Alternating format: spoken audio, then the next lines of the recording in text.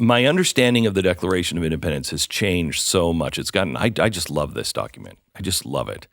And I look at it as it's our mission statement. And everybody says, well, we haven't done those things. Well, no, because they're really hard. That's an aspirational thing that no one had ever said before. And if we had accomplished all those things, it'd be time for a new mission statement. It would. And this mission statement remains achievable. It remains desirable. But we've drifted from that understanding. Look, our children have been taught a distorted version of history, one that badly misstates the role and the mission of government and the risks associated with its abuse.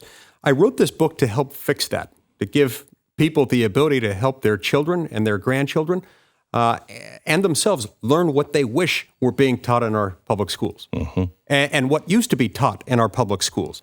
This is a companion book to another one I wrote a few years ago about the Constitution.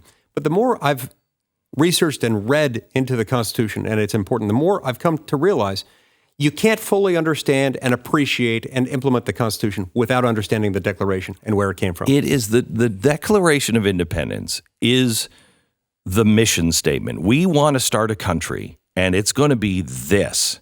And this is why we have to start our own country, because of these problems. But it leads with, this is who we're going to be.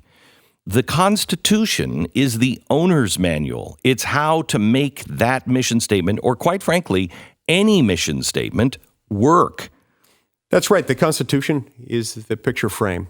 The Declaration is the picture. Correct. It's the vision for where we want to go. Correct. It's also the vision for what happens when things go dangerously off course. So can I ask you a question on the Declaration? It says, and for these purposes, governments are instituted among men, and what the purposes are to protect those rights given by God. And it is the duty, if a government, I'm badly mangling it now, I'm sorry, but if the government goes awry and starts to go against those rights, and they're not protecting those rights, it is the right and the duty of the people to alter or abolish and institute a new system that will better serve that purpose, right? Yeah. So in the case of the Civil War, that was not what they were trying to do. They were not trying to protect rights. They said they were because they were saying state rights, but they were violating all men are created equal. They were violating the basic human rights. If a government becomes so horrible that it is taking away our rights and it is mangling everything that we've ever stood for, why doesn't a state have the right to say, no, I want to alter or abolish it, and I'm going over here because we believe for our own safety and happiness and the safety of those rights, we can come up with a better way of doing it? That right exists. I would clarify one thing there. You referred to state. It's not the state itself. A state is another government. It's another layer of government. It's ultimately the people that have it. Governments are instituted among men, deriving their just powers from the consent of the governed. Okay. Whenever government becomes destructive of those ends, it is the right of the people to alter or abolish it, to alter or abolish their form of government. And so that recognizes this beautiful language penned by Thomas Jefferson some 2.5 centuries ago, identifies the fact that these laws exist in a state of nature. They exist out there. They are pre-state. They're pre-government. They exist because we exist and because God created us.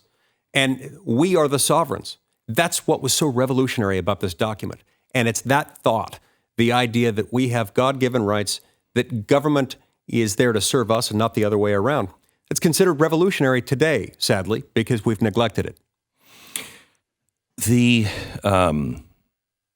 idea that Jefferson was a mentally tortured man that lived in one foot in slavery, one foot out, I don't think is entirely accurate, especially if you read the first draft.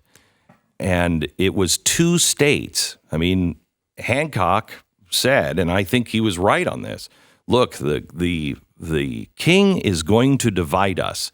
If there's any daylight between any of us 13, he is going to use that, and he's going to flip those people who have any kind of daylight. He will worm his way in, and he will have you working against us. So we have to be in lockstep on everything.